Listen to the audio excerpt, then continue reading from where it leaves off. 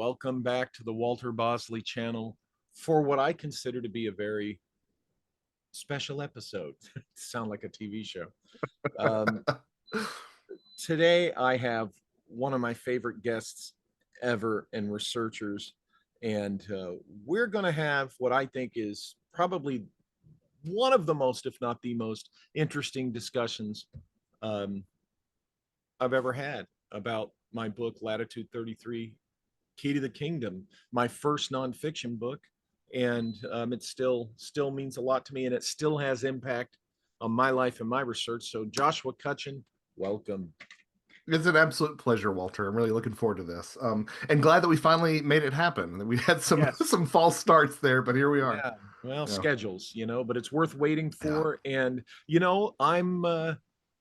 I've been really interested in what your thoughts are and what you have to say about this book that is, folks, going to be expanded like twice as big as it has been all these years. Yeah. Well, it's there ain't nothing else like it. I think that's a good place to start. Um, and I think that it's kind of surreal to me that some of this stuff is not more in the popular conscious. I'm thinking specifically of and forgive me, I read the book in preparation for what we were doing a week or two ago, so I don't remember his name, but the gentleman who worked at SRI, being so integral to the planning of Disneyland, that is one of those things that when I revisited it, because I think the last time I read this, I wasn't nearly as plugged into all facets of this weird world. Um, but that's something that feels, what's a neutral version of ominous? It's not ominous, but it's highly suggestive that there are things at play that we don't quite apprehend. And one of the interesting things that I think is sort of worth mentioning is the fact that if things like sacred geometry or dowsing or just best practices or feng shui, if things like that exist, they don't necessarily always have to be um, applied by the planner. Sometimes they get folded into best practices and they just sort of end up being um, part of the end result. But when you have someone who has been invested in sort of SRI like that gentleman did, and I was hoping that you would jump in and say his name. Um, but You're talking about Cornelius Vanderbilt Wood, known as yes, Stevie Wood. Stevie Wood, yeah. Uh, so what I'm driving at is that some of this stuff can be almost like an epiphenomena, but some of the stuff is obviously can be more deliberate. And I think if there is a case to be made that it was deliberate, C.V. Wood's involvement would definitely push things in that direction. And the fact that I think you do a really good job of illustrating how, I have a certain affinity for those early Marvel films, right? And I have a certain affinity for a lot of comic book movies, but they aren't tapping into the legitimately imaginal the same way that at least early Disney was. And really engaging with those absolutely archetypal stories in the way that Disney was. And really, in some ways, embellishing or usurping some of the original tellings of those stories. It's interesting to see the deviations from something like original stories of Cinderella, which I think involved like lopping off her toes and stuff. Like some of those more Yeah, gruesome edges get sort of sanded off in the Disney versions. But right. they took root in popular consciousness so much that I think they've sort of superseded those original versions. So I guess what I'm driving at is that legitimately imaginal stuff like the Disney stuff, like Tolkien, probably like well, yeah, like C.S. Lewis's work, like just plenty of other stories that are out there, probably Star Wars and whatnot. Legitimately imaginal stuff has sort of a staying power. It has a staying power and it has a power to capture people and sort of transcend the limits of the medium. And I think that is kind of the waters that I've been swimming in a lot lately with my latest book, Fourth Wall Phantom. So that's sort of a 10,000 foot view of my revisiting and reappreciation of Latitude 33. And I will say too that I have some other more specific stuff that I'd like to get into, but that's sort of like a snapshot of my initial thoughts when rereading it. Yeah. I'm it's like a perfect teaser to hear what you think now, which is, why we're here, what we're talking about, because my views on and my knowledge on the stuff in the book, my views have certainly grown, expanded, and in some cases changed through the years. The things that I experienced with these phenomena. This is the book that led directly to Empire of the Wheel, my very much darker book, darker research. But I was, um, you know, pulling threads, so to speak, in following the telluric current from the intersection identified by Sechery that is in Fantasyland in Hmm. the park in Hmm. Disneyland. Wondering, okay, if you go from the intersection and you follow this telluric current, what other places do you find in Southern California where, you know, Right. something strange or bizarre might be happening? And because one of these lines goes right through the area where I live, I was looking for weird phenomena. I was looking for specifically paranormal things. And I found the ghost story that was reported online. And I met with the woman who posted it. And the rest is Empire of the Wheel. So I was not expecting this. This is an area where I've spent most of my life and had no idea about this history. And of course, found out why is my book, the book Rick Spence and I wrote together, Empire of the Wheel, the first volume, was the first time anyone, and since then, believe it or not, the only time anyone has written about this case. At that time, it was 90 some years. Now Right. it's 110 years, and San Bernardino sweeps this under the rug still to this day. Yeah. So Latitude 33, huge impact, and I could go on and on about all the other things that it's led to. Yeah, it's really interesting always to sort of look back and in retrospect at your sort of early stuff and to see the trajectories that put you on or the things that you chose to avoid and the lessons that you learned in that regard. Um, I I think that so here's a question that I would have. Mhm. Um, it's sort of a chicken or the egg sort of thing. Is did Disney become sort of the Disney brand become such a cornerstone of Americana on its own terms, or does it have something to do with the situation of Disneyland and Anaheim in general? Hmm. Well, what I've found in my position is when you talk about Disney's, there are two Disneys.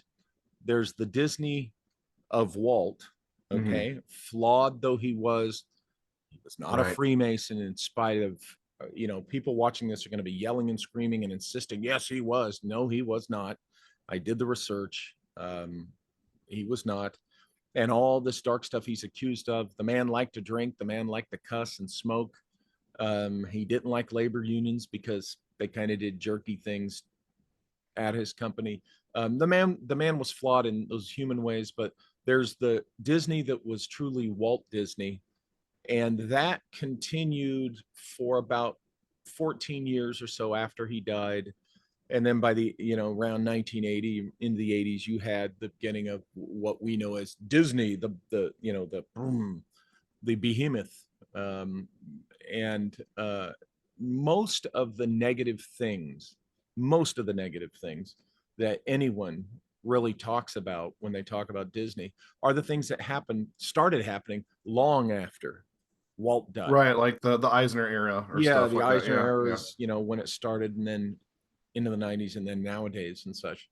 So you have to look at it as two Disneys. That Right. said, I think that it's where America was in its psyche, um, in many ways, that it truly organically became a part of that Americana. um, in a legitimate way. Now, was it helped by what I'm proposing was done to the park? It very well could have, but remember, the company had been around for Right. almost 30 years by the time the park opened in Right. 1955.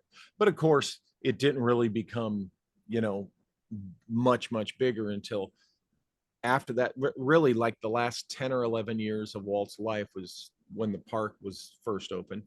And with the advent of TV, there was the Wonderful World of Disney, and it really boomed, Right. kind of exploded then. And so therefore, did it have help from the magic of the park? I've never really, honestly, I've never really thought about that. Well, and what's interesting, you talk about the wonderful world of Disney and stuff too. Yeah. Like the story of Disney is the story of the audiovisual medium, right? Like Yes. it was it was a fellow traveler from the earliest days. Yeah. So there might be some sort of dragging it along in the sense, but looking at sort of that idea about there being greater wheels in motion with Hmm. the success of the brand and whatnot. Yeah. It's no secret that the brand has taken a nosedive in recent years, Yes. just from an objective standpoint in terms of box office returns and Hmm. PR issues. And it puts me in the mindset of that story about the DeLorean plant. There's a story in that the DeLorean manufacturer in Ireland. DeLorean basically went bankrupt because in order to build their factory, they took down a fairy tree. And I can't help but wonder, Walter, if Hmm. the imaginal is something that you don't F with, you know? If it doesn't have serious repercussions, like if you honor it and you present it and you sort of appeal to those broader archetypes, then it will play nice with you.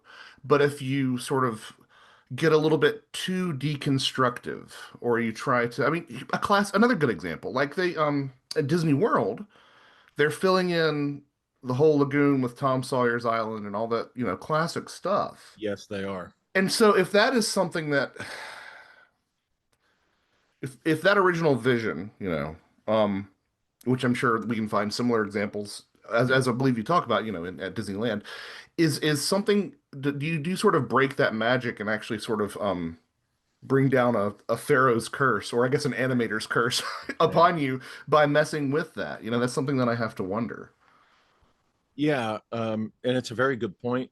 Very good observation. I found, and I talk about this in I think the last one of the last chapters of the book.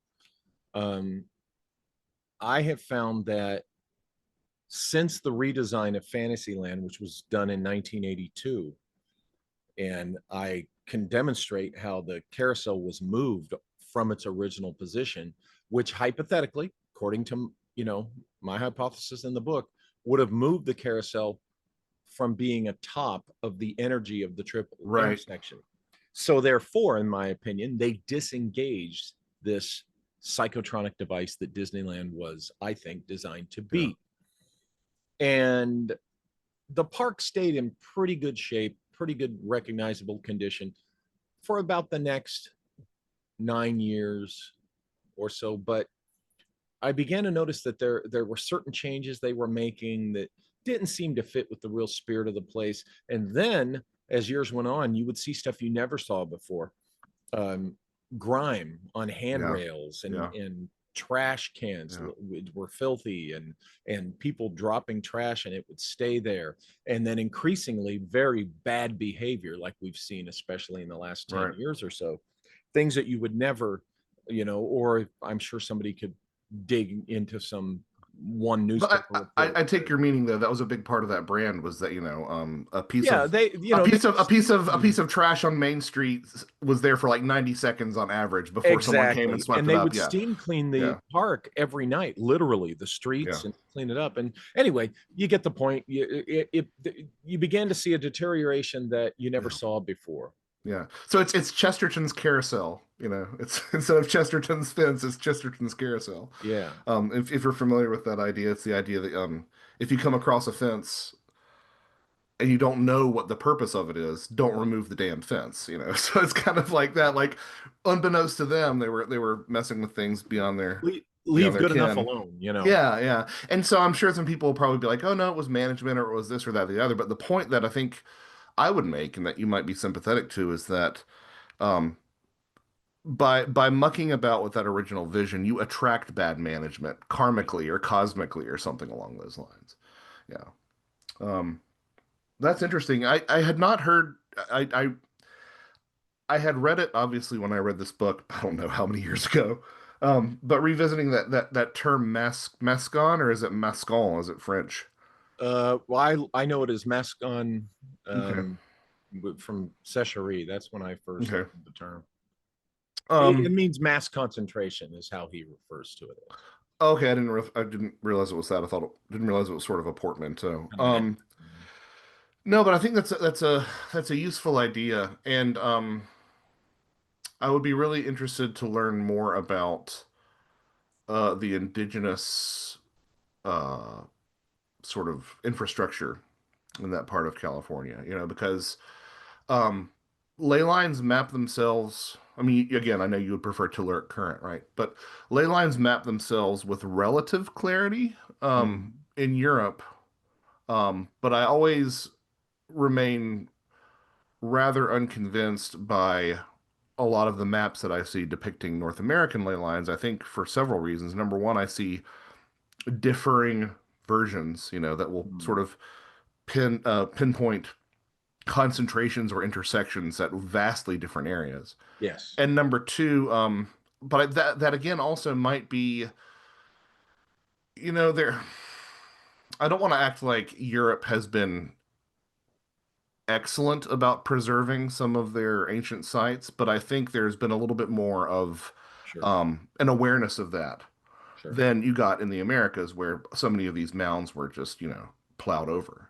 Oh, yeah. And Yeah, purposely so, of and course. yeah, and so yeah, exactly, to build for fields or for buildings or any number of things, um, and uh, and so what you're left with is sort of like a bad Xerox of the actual sites of greatest power that were in the Americas.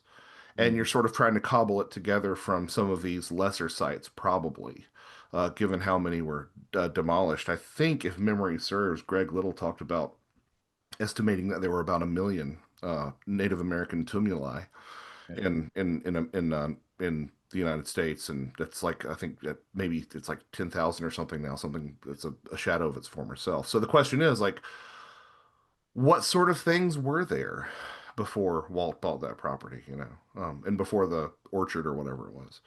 I find it interesting that, I had to learn a bit about the ancient native presence when I was working on Empire of the Wheel and my Secret Mission series.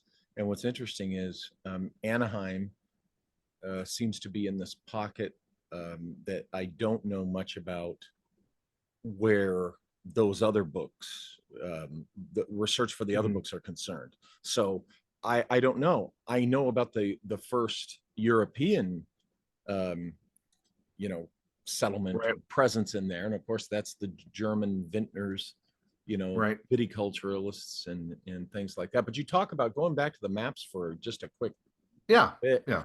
Um, you're right about that. Until I noticed the same thing until Sechery did his North American telluric current map that I've talked about a lot. You've seen part of it and stuff. He did that for me, gave that to me in 2009, and it's done by hand. Okay. Now, several years later, I saw my first David Paulides book, and in that, the missing 411 specifically. And in that, he has a map of the clusters of missing people, and I was shocked. My jaw dropped. It's virtually identical where the clusters are to the major intersections. The map is virtually identical to the Sechery map that I got years before. Yeah. Well, um, I contacted Paulides and said, "Hey, I've got this map that I want to show you because you might find it really interesting." And I got the rude, "Why should I look at your map?" response. No, no interest whatsoever, none. And then a few years ago, maybe 6 years ago now or so, I saw I was watching one of Scott Wolter's shows about the Templars in America. And on the screen behind him on the wall was a map that he had done where it looked like potential Templar sites. And again, Josh, it was virtually identical to this Telluric current map that I had had for, by that time, 15 years or whatever. Yeah. And subsequent to that, I contacted Walter. He said, yeah, I'd be interested in your book. And I sent him a copy of, might have been Secret Missions 1, I think. And then after that, since then, publicly, people will ask him, well, about Walter's Bosley's research, and he denies even knowing I exist. So it's really weird. The only two maps I've ever seen that seem to match a map that I've never published. I'm not saying, they took the map. I'm saying their research data has some overlap there, and yet no interest in my data. And it's kind of weird to me how I perspectives and we come to the same locations.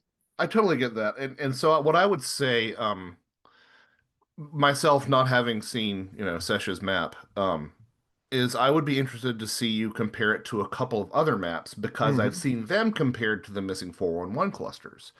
And those maps would be plotting UFO sightings, a plot of Bigfoot sightings, a plot of rainfall, and a plot of cave systems. Okay. And just to see what's happening there, and like, I don't know if maybe in the current AI era, this is an easier feat than it once was, but like to sort of like mentally at least sort of account for population densities and sort of see what you can learn from that. Because like, here's the funny thing. I've often said that like, you ask 10 different paranormalists what causes a haunting, and they'll give you 7 different answers, right? It's like, oh, it's the concentration of dead, or it's underground waterways, or it's granite, or this or that or the other.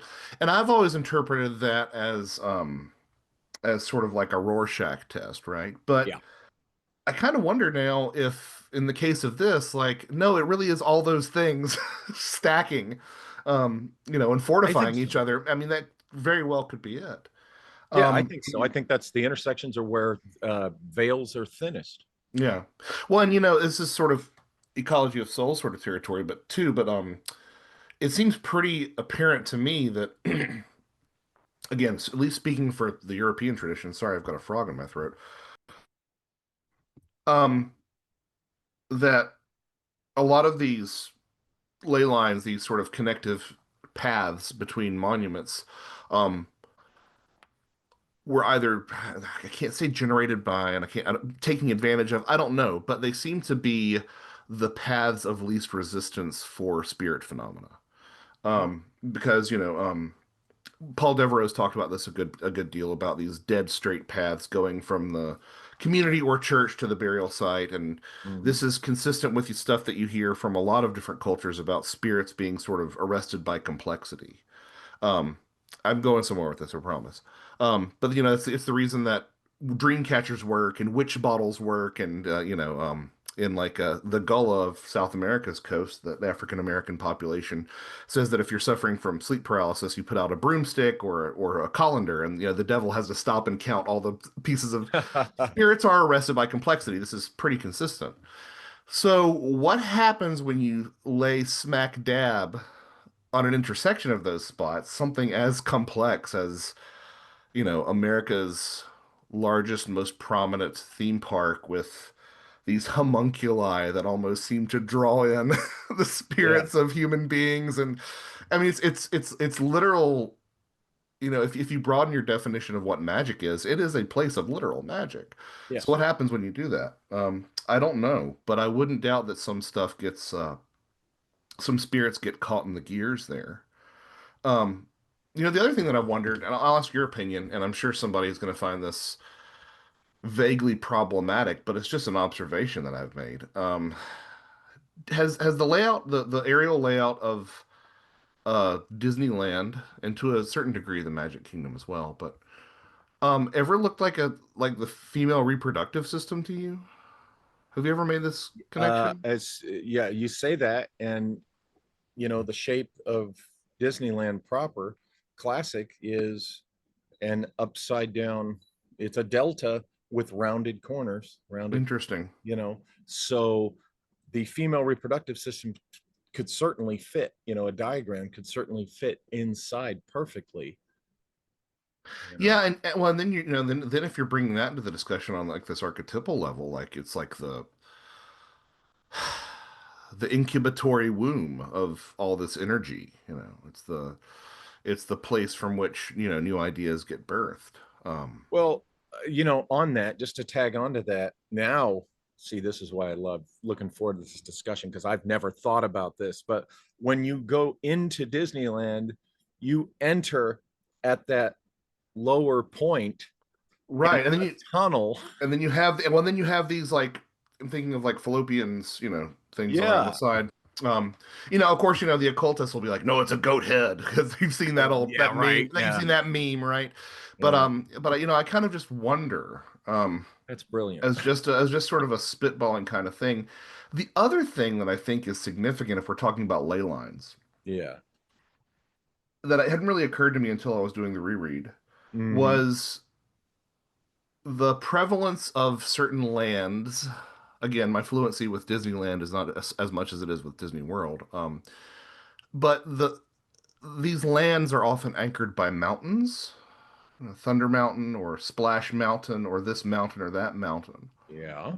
Um, Obviously, that's partly functional to have an enclosed roller coaster, right? But at the same time, the mountain as axis mundi, the mountain and the similarities to tumuli, which oftentimes are those monuments that you would cite at intersections of ley lines, Hmm. feels kind of significant to me as well. Yes, that's interesting. And they because you're right, you have the Matterhorn. They added Space Mhm. Mountain later. Of course, there's Big Thunder Mountain. Then there was Splash Mountain.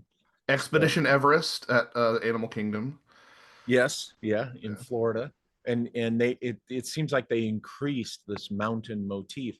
And what's interesting is, um, before Thunder Mountain, before Splash Mountain, that part didn't have any mountains. There's Adventureland and there's New Orleans Square. We're talking Anaheim, Right. and there was the Journey Through the Canyonlands, which did kind of have a maybe a butte, Right. or such. But of course, there was always Matterhorn at Hmm. the center, so to Yeah, speak. and you can have e-ticket attractions that aren't mountain this and mountain that and mountain. So Exactly. that's something that I've wondered about in the past few weeks since revisiting this. I'm like, oh, is there something to that? Because I'm not turning this into a pitch for my work, but like I've got an entire chapter in Ecology of Souls 1 dedicated to mountains and monuments because it is such a potent motif. And again, uh, mountains not might not necessarily be on ley lines, but tumuli often are. So Hmm. that's so you've got this concentration of these. I mean, it's almost like a mound complex in that sense, right? Sure. Situated at these spots. So that's something that I just thought was kind of suggestive. Let's put it that way. Yes. Yes. Yeah. Well, Um, I'm still, wow, my mind is still this. You're, you enter through the tunnel into the delta. Wow. yeah, and you come out changed. Yes. You do. Maybe gestated. Yeah. Or the ideas or the spirit of that place it incubates within you Wow. while you're being entrained by all these archetypal stories. Yeah. So it's like, I mean, let's sniff our own farts really hard here. It's almost like catabasis. It's almost like that journey into the underworld and re-emerging. It's almost like Yeah. um mass spectrum shamanic initiation by going to Disneyland. Um, yeah, I'd be really interested to see some of this logic applied to Disney World, because Florida has its share of strangeness, but it's not. Disney World is not anywhere near the 33rd Yeah. latitude, See, right? I do not think. I mean, that was also post Walt, really. Yeah. Yeah. Exactly. And I have never seen any evidence to convince me that It was built as the psychotronic device that the original park was. First of all, it's expanded out, it's bigger, Right. and it just, there's something about that original park kept within, okay, that shape and that berm. Right. Remember it, Disneyland is a bowl. Disneyland Anaheim, the original one, is a bowl. What they Hmm. did was, where it was flat, they dug deep down in there, and then they added the berm, and the train goes around the berm, so it's in this bowl, and it's Hmm. contained. Now, yes, the mechanics of some of the rides are outside the berm, but the experience for the park goer, Right. the target of the psychotronic technology, as it were, is within, um, you know, within that berm, whether they realize they're outside the berm when they're riding Haunted Mansion or Pirates or not, it's Right. still to their mind, and they're entering these things within that. Yeah, so I guess the catabasis like idea isn't as pretentious as it seems. I mean, so what it all so if maybe not incubatory shamanic thing that I was saying, maybe a better read is something like Eleusis, right? Because the Eleusinian mysteries, nobody really knows exactly what went on, but the most compelling versions that I've heard is that you go under there, you start tripping balls, and people dressed up as ghosts and stuff spook you, and you realize that, oh, I'm immortal. I have a soul, right? That to me is very is not let's take the pharmacological aspect out. It's not all that different to a dark ride, It's not all that different to what you come out of if you're not a cynic, right? If you're not a Right. cynic, it's not all that different to what you come out of some place like Disneyland with, right? Um, that sort of shot in the arm and realizing that there are transcendent things, Yes. even if you ascribe to the idea that it's just your own neurochemistry that's giving you a high from being at Disney World, that is still a transcendent thing that is, yeah. But there is an external thing which and you probably know where I'm going as soon as I say it, because you've written a book involving this, okay? And that is, from the beginning, from the get-go, and to this day, there is the smell of the popcorn that is blown out throughout the entire park. And I Right. immediately think of the food of the fairies and the smells and the things that you have written about and explored. So they're playing kind of a psychotronic alchemy with that right there. Right. It's an experience that is so highly curated, it almost becomes a de facto altered state of consciousness, right? Yes. Because you're controlling everyone's sensory stimuli, to the degree that you can. Obviously, you can't control their patrons, Yeah. but so it does. It is like an ASC on the Natch, naturally, which is I hadn't thought of until now, but you're exactly right. I mean, and there are other examples of this sort of manipulation at play in the park. Some famous example at Disney World is in the American Experience, the American Review with Benjamin Franklin and the Hall of Presidents and all that. Um, Mhm. I remember hearing an anecdote from a cast member one time who was saying that they had some people from, I don't know, Finland or something go through, and they were really befuddled because they came out and they said, I don't know why, but I got emotional at your America tribute. And one of this cast member said well, maybe it wasn't a cast member, put a pin in that, but this cast member said it's because like there are literally frequencies in the subwoofers that will rattle your sternum and cause you to release endorphins, so you can't help but walk away with that feeling. So it is sort of like this. There is a sort of altered state sort of being at play in those manipulative moments.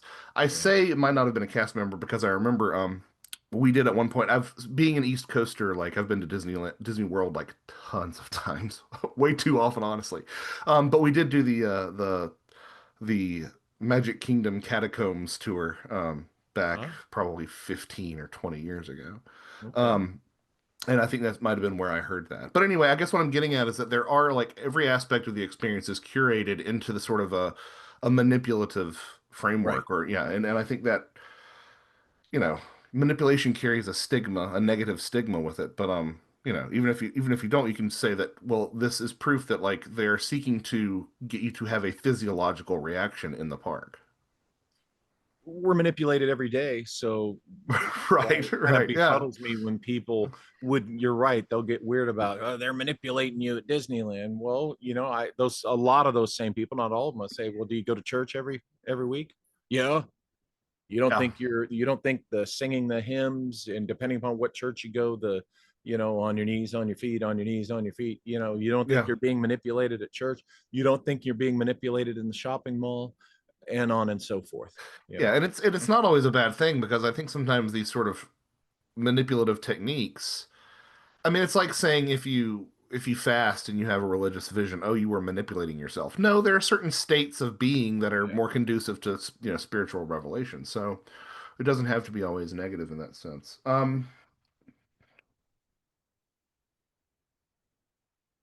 What else you got? Because I don't want to play my big card just yet. Just yet. Not Well, just yet. I will add that it was Empire of the Wheel, the book that I went into after Latitude 33, that overtly, consciously introduced me to Hecate. Now, I say consciously because looking back, I'm pretty sure Hecate was always around my entire life, but I was not aware of her presence. And when I started learning about Hecate and the symbology and the synchronicity directly, it was Hecate, and my seeing of synchronicity came hand in hand. Okay, because I think that's what she reveals, the experience with her. And when I look back, I thought, wow, there's Hecate's presence in Latitude 33. At the time I wrote the book, I wasn't aware of that. At the time I did the research, because I didn't know to look for it, but it's there. Right. In fact, in all my nonfiction books, I've said this before, two things, Hecate and the Tuatha De Danann, have turned up in, no matter what I'm writing. I'm convinced that I could write a book about all-purpose flour and making biscuits, and Hecate and the Tuatha De Danann Yeah. would show up. So that's a major part of the expansion that I'm going to do, the revisit to Hmm. Latitude 33, Key to the Kingdom, that I'm really going to take a deep dive in and on, because I think it's essential. It's the whole thing about Hecate and the triple inter. Remember, she stands over a triple intersection. Well, that's what there is in Disneyland, according to Sesame, a triple intersection Right. of the Right. telluric currents. And so, all the years after writing that book, I've learned so much and experienced so much that I'm pretty sure that I'm going to see even, just way more than I saw Yeah. on first look. Yeah, no, I totally think that's the case. And don't sell the two dated and short either. Oh, not at all. Not at all. Yeah, I mean, and I think that there might be something to sort of mine here Mhm. in the value of fairy tales. Let me sort of explain this a little bit.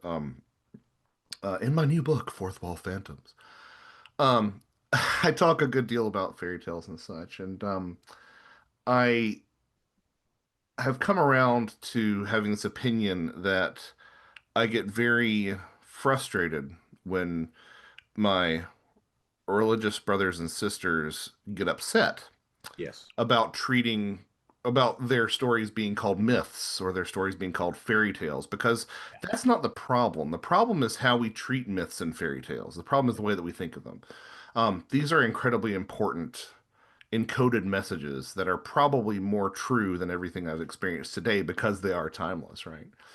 And there's a certain line of scholarship that, if you want to put it in dialogue with the sort of Disney zeitgeist, might be useful, which is that a lot of these fairy tales do encode these initiatory themes, Yes. and shamanic themes and whatnot. And that's something that I've been exploring a lot too. So that sort of puts a little bit more fuel in the tank that this is really indeed a transformative experience. Yeah. Something that I was really glad to see when I revisited Latitude 33 is the significance of that, the significance of the carousel in in being in just the circular movement, and that is sort of a an archetypal. Yeah. shape or pattern. Um, you It's know, yeah, Hecate's wheel. It's the fairy yeah, circle. yeah. It's all those things. It's the mandala. It's Hecate's wheel. It's totality. It's the fairy circle. It's the UFO. It's all those things, Yeah. right? Yeah, Um, exactly. yeah, and the idea that it is transportative, in some sense, is something that I've seen played with a lot here and there. I know Graham Hancock has talked about fairy circles, the dancing actually being some sort of transportation vector because that's you join the circle and then you disappear, right? Yeah. Um, but also, just I love that idea that in a very benevolent way you can sort of you could possibly tap into these things if situated in that properly sort of. Yeah. Uh, What just came to mind, we're talking about the fairy circle and that theme. It just dawned on me. See, here's what I'm talking about. This revisit all these years, and it just dawned on me after telling the Alfred story. And if folks you don't know the Alfred story, read the book or go back and watch one of my other interviews on it. But when you're on the carousel, at that time, and still, there are three directions you can go from Fantasyland in that position. You can go back out through the castle, okay? You can go the one direction that'll take you to Frontierland and back to Adventureland and all that, or you can go the other direction, which takes you past Alice in Wonderland and the teacup ride. Well, after all these years, when I saw Alfred, I found him down the path past Alice in Wonderland. And of course, that was the beginning of a whole weird part of my life, which essentially was going down the rabbit I was hole. about to say it was the rabbit hole. Yeah, yeah. And it just dawned on me. So that's why this whole thing is so rich with there's always more. There's always something I missed. Um, there's always more to learn with this and see. And that's why I'm really really excited to be jumping back into that rabbit hole. Yeah, I just love the idea of him going on a tour of different sites and or an afterlife tour of different ley line intersections, different mascons, Sure. I love that idea. There's something so charming about that. And I can't speak to this at all, but like I get this image of Watkins as this uh British gentleman, and it's sort of he sort of looks like the White Rabbit. He's got a vest, and I don't know what he Yeah. was wearing, but like Well, okay. He was wearing a white shirt and a black suit yeah, with no okay, tie, the black coat, black right. pants, black shoes, snow white hair. He was. You're right. And again, I hadn't thought of that till. I mean, it's been how many years? 2008 when this book came Yeah. out. It's been almost 20 years, and I just made the connection not only to the path past Alice in Wonderland, but what led me down was a snowy haired guy, and that's the White Rabbit. But Did then you he? have the contrast, the Yeah. black and white. Well, yeah, and so, but he's well, and another layer of contrast. Like, not only is he the White Rabbit, which is the enticer down the rabbit hole, but he's also the Man in Black who gives you gives you the hand, gives you the stop sign, tells you to pump the brakes. It's it's Uh, it's it's like this. yeah, Stop, yeah, come on, exactly, stop, come exactly. on, keep coming. Nope, don't go. And you have to decide. Right. But yeah, definitely sort of a guardian of the threshold Yeah. in that regard. Does the And let me throw in yeah. when I first engage with him, he's sitting on a bench with the Matterhorn, the mountain right behind him. Well, there you go. So Yeah, there you go. I mean, it's that sort of that mountain symbolism, I think, is a rich vein to tap. And the fact that he was framed that way, I mean, is it probably would have made for a great photo op. oh God, um, yeah. Yeah. um, does the carousel spin clockwise or Hmm. anti-clockwise? Here in North America and I think in South America too, the carousel spin counterclockwise. In England and Europe, my understanding is they go clockwise, but here counterclockwise. And What a weird cultural quirk, yeah, just to be huh? different, Yeah, I or don't, or yeah, exactly. Is this is sort of a Widdershins kind of thing?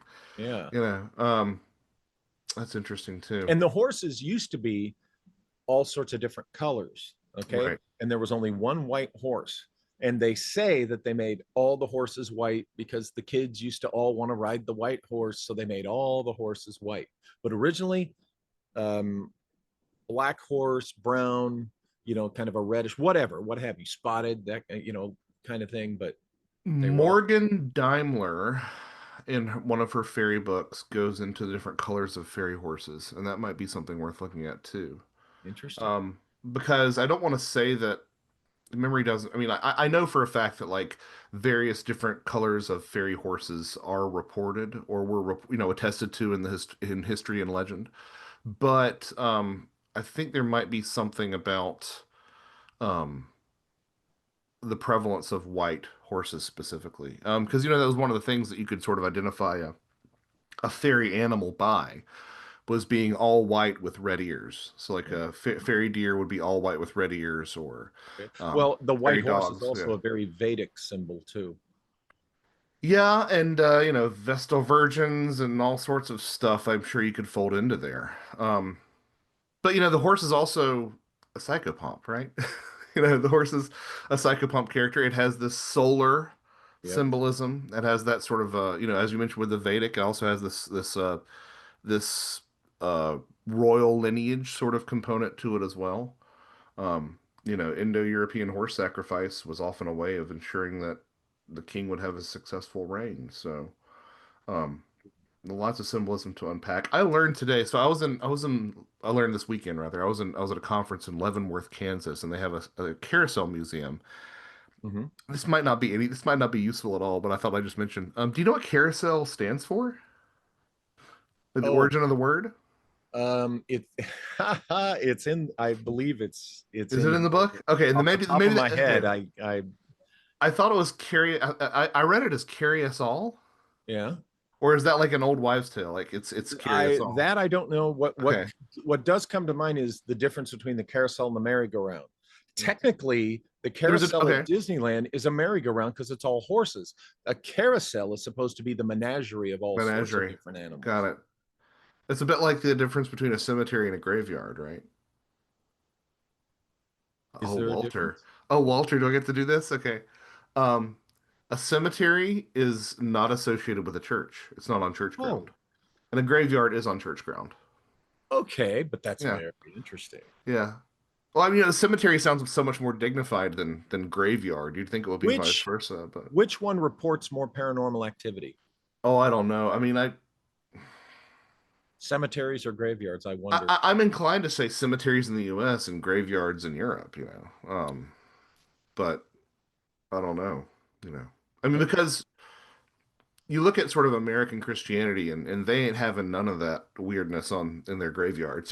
But Yeah. you look at like graveyards and in churchyards, kirkyards and whatnot, like the British Isles, for example, which is what I'm most familiar with, and like, oh, there's all sorts of weirdness that just sort of seeps in around the fringes of that. So Yeah, you said earlier about how our religious friends, beg to differ on stuff. I've noticed this. Um, yeah, I'm just going to say it because I say things here.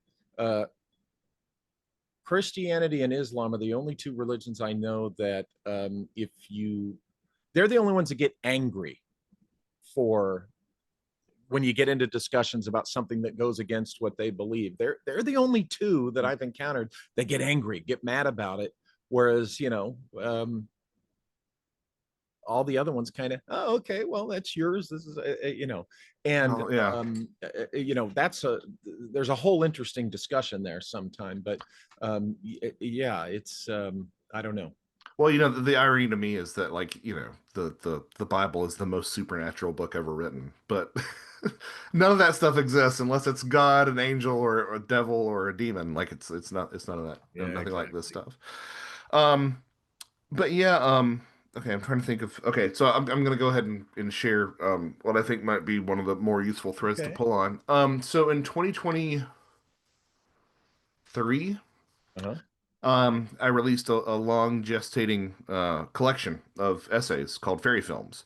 And part of this was sort of to express an idea that I'd noticed similar to your relationship with Hecate and with the Tua, which is that like everywhere I look, I see this stuff. And specifically, everywhere I look, I see fairy folklore. of all sorts. And I'd never been the ringleader of a collection of essays before, so I was like, okay, well, I'll do this. And it's a fun book. It's a very fun book because I got a group of people, whose work I really admire, and they all contributed. Simon Young, who has a wonderful fairy census that's available for free. He actually has two editions of it available for free online. He runs the Beachcomber's Bizarre History blog and the Boggart and the Banshee podcast. A true fairy scholar. Simon contributed an essay specifically looking at Walt Disney's treatment of fairies, Okay. because he was seeking to sort of rescue those depictions, right? Because that's the first thing that anybody who's really interested in fairies says is like, I'm not talking about Tinkerbell. Like, that's the first thing that they always say. Right. Yeah. So he was sort of comparing and contrasting, like how much of the Walt era fairies look like actual true folkloric fairies, and how much of them look like theosophic fairies, the sort of Right. nature elemental sort of things that you Yeah. get.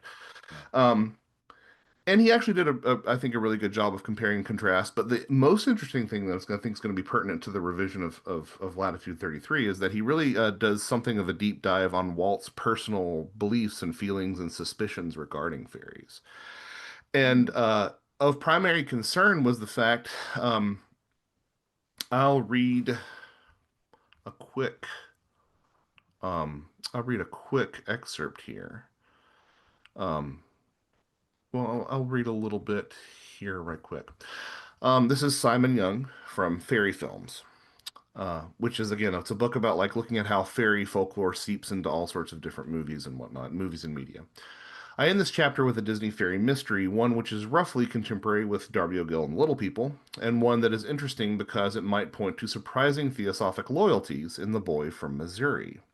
In June 1956, a photostated newsletter was produced by a minor British association in Nottingham in the English Midlands. The back of this newsletter showed a list of almost 100 members of said association. Skipping a bit here, the organization was the Fairy Investigation Society, or FIS, a group of theosophic fairy believers. Founded in 1927 by Marjorie Johnson, um, there's a very, very good chance that Arthur Conan Doyle was a member. Doyle certainly corresponded with the organization, but here comes the pertinent part. We know about the FIS in the 1950s thanks to Marjorie Johnson. First, there are a series of newsletters prepared by Johnson sent out to members over most years. 6 of these survive, though there were certainly others. I have an incomplete set, says Simon.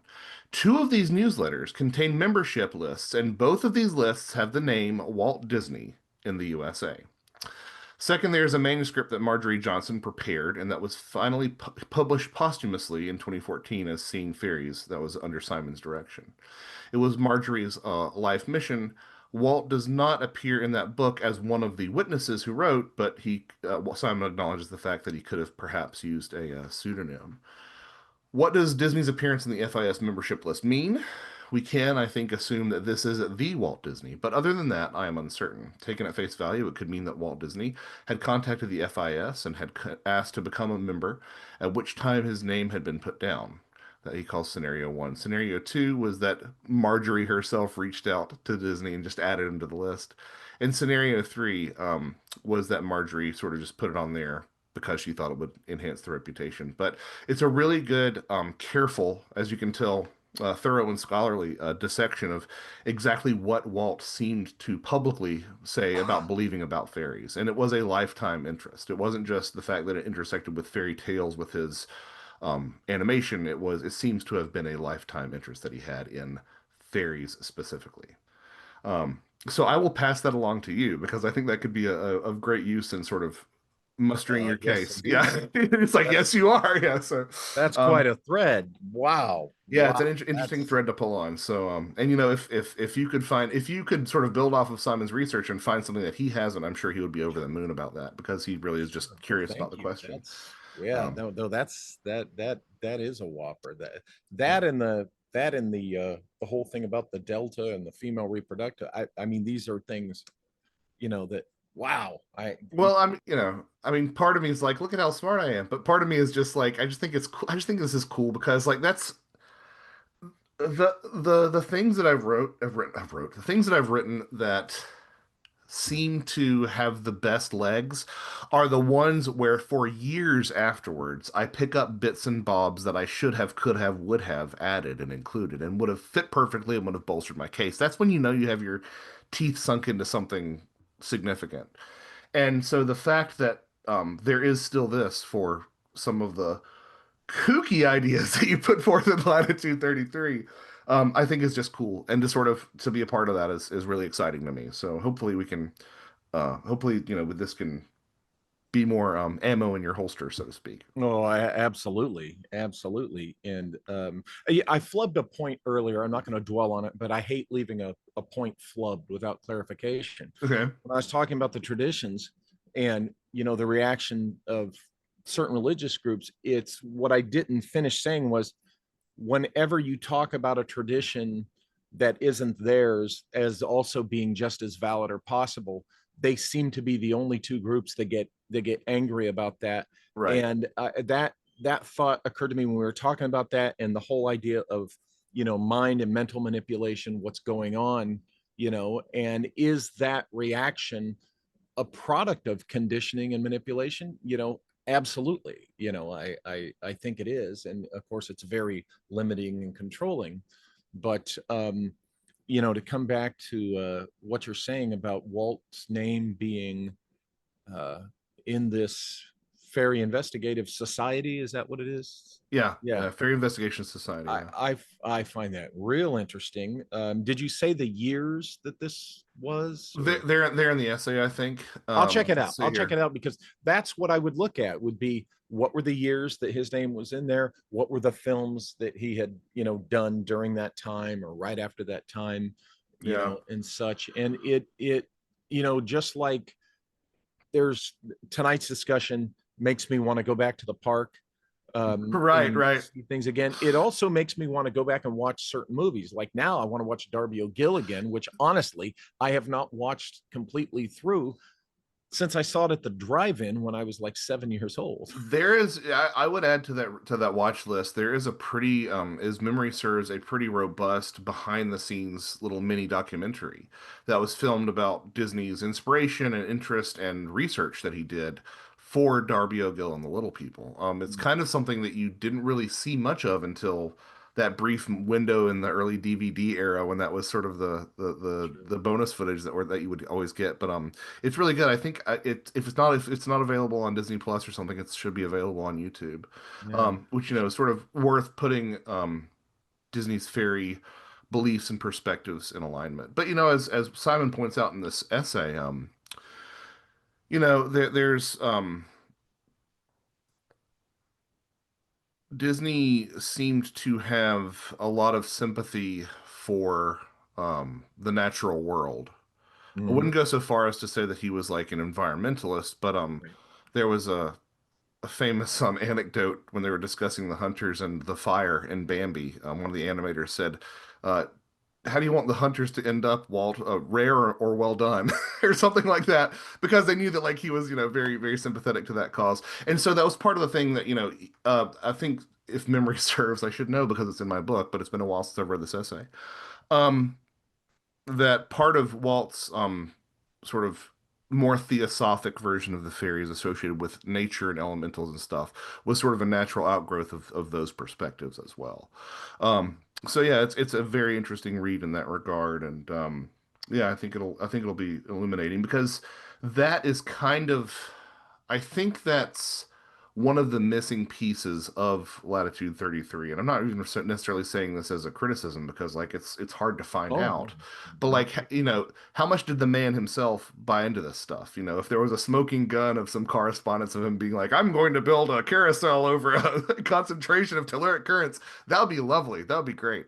yeah. But this might be as close as we get for that. So It we'll it see. could it could be. You have a very good point because the evidence points to this was C.V. Woods doing, and they had a bit of a falling Right. out, as I say in the book, and as the Right. history shows that over Wood being introduced at times or known at times as the man who built Disneyland, and Walt kind of took exception to that. He's like, "Wait a minute, pal, Yeah.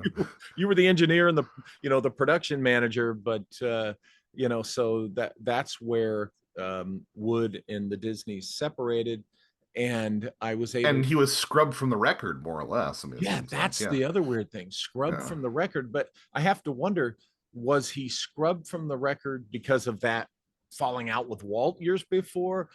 Or could it be something deeper that, Disneyland as a psychotronic device bothered some people? Is hmm that was the carousel moved simply for practicality, in the new design, or did they move the carousel to purposely disengage what yeah. this was? Who knows? I mean, no, I mean, I totally understand. I mean, and I think it might even be a sort of some sort of mixture of the two. I Yeah, sort of cracked up a little bit as you were saying that because I remembered something else. yeah, A thought that came to me last time I was there, which was probably about 10 years ago now. No, that's not true. It was not 10 years ago. It was more recent than that. But because we brought the boys. But it occurred to me because I was standing in the Contemporary Resort, mm-hmm. and I'm like, I'm standing in a pyramid Mm-hmm. about to go have a feast with therianthropes. These animal-headed human Yeah, bipedal, these Mickey and Minnie and right. whatnot. It struck me as very arcane in some ways. Exactly. Yeah. Exactly. Yeah. Yeah. Yeah. It's our Arcana is just a major thing, in all of this. And, I look forward to what I'm going to find on this next visit to Yeah. Latitude 33. And fortunately, this seems to be a good time if I can make it happen to go, because the crowds are down, attendance is down Mm. at all the parks. So, probably it is probably good timing for me to go back.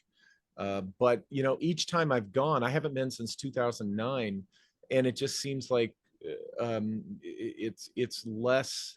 The original is less recognizable every time I go, and they're doing, even in Yeah. my opinion, worse things. I think taking out the river and Tom Sawyer's Island at Disney World is a huge mistake, and I'm Yeah. jealous of the Adventureland in what is it, in two places. The Adventureland, I think, in Japan, and one of the other ones in Asia are just, they're amazing. I'm jealous. Right. Yeah. I've seen some video of the Pirates of the Caribbean Right? attraction, and I think must have been in Japan or something. I can't remember. But it's just like incredibly ridiculous, awe-inspiring. Um, so yeah. I there's another path in my life where I could have become a Disney adult, I guess. Yeah. I didn't take that path, but there's definitely an alternate universe where I became that person, I think. Right, right. And I've had I've talked about dream experiences, and in January of 81, I think it was, yeah, January of 81, I had what I consider still to this day the single most vivid dream I've ever had. And over the decades, parts of it came true. I found Mm, myself literally in the moments that I had dreamed. And it could be anywhere in the world. And in one particular part of the stream, there literally was someone dressed in a big white rabbit kind of amusement park type of costume. And what's weird about that is that part of that little part of the dream came true, showed itself, appeared just maybe 10 years ago or so in hmm, in my life.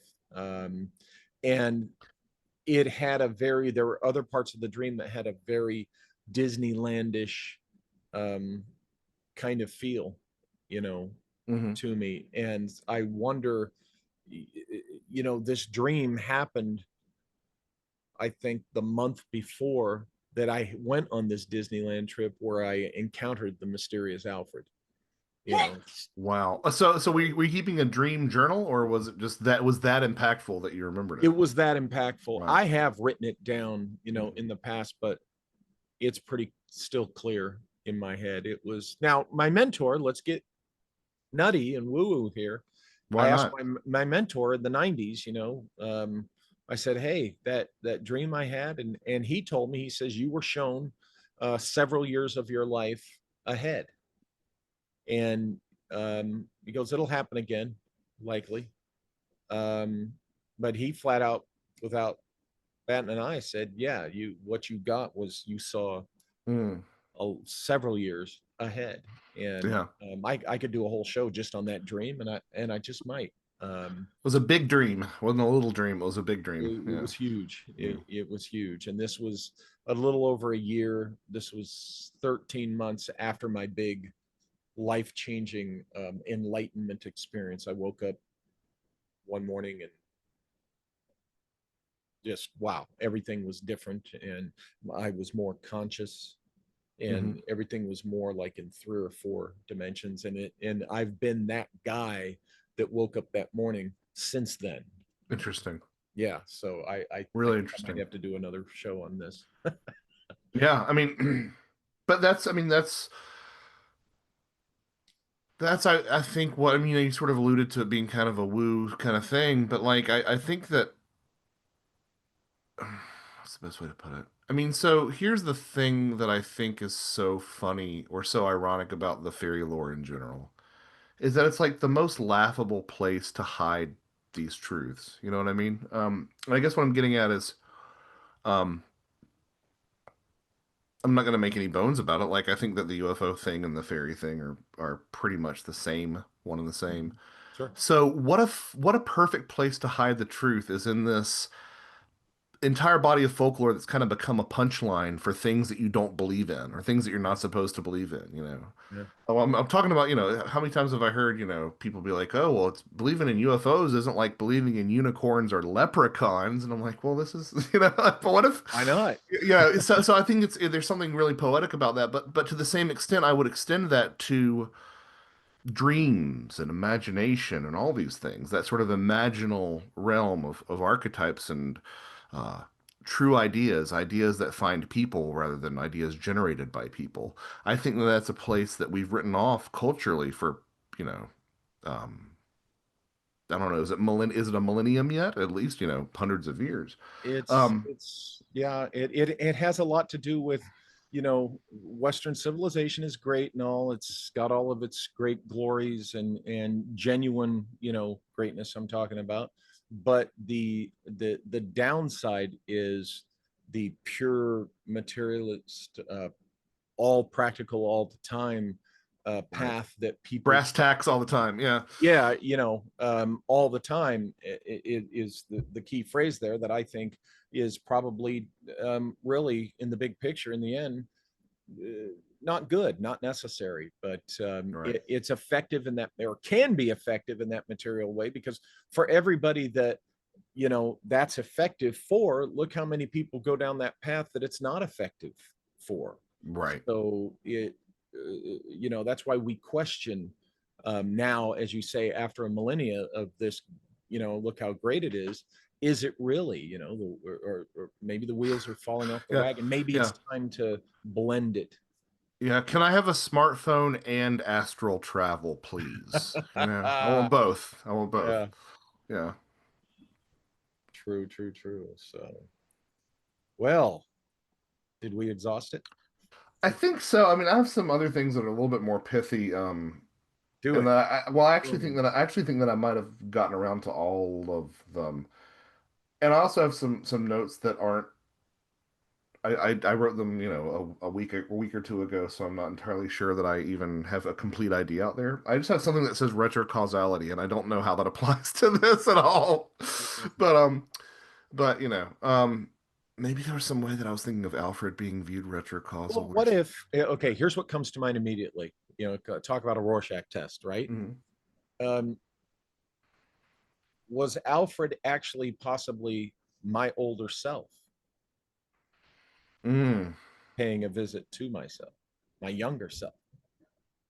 You I know, do, I like that idea too.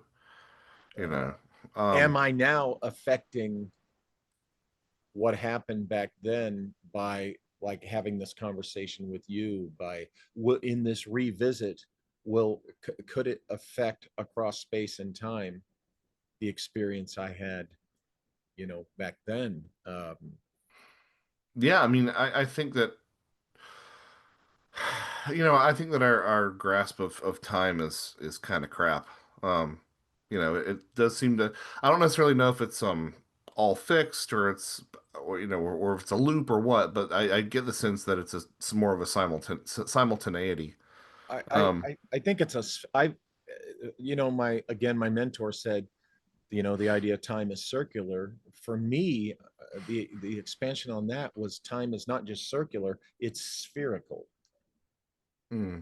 And I Oh don't wow, know yeah, what to okay. say or No. think beyond that, but there it is. Well, what's interesting about that is that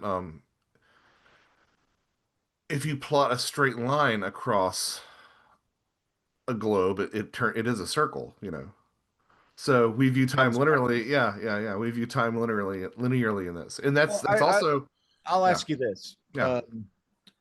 Well, finish your thought, then I'll Well, I ask was you. gonna say that's also brings us back to the ley line thing, right? I mean, this is I think that there needs to be more of a.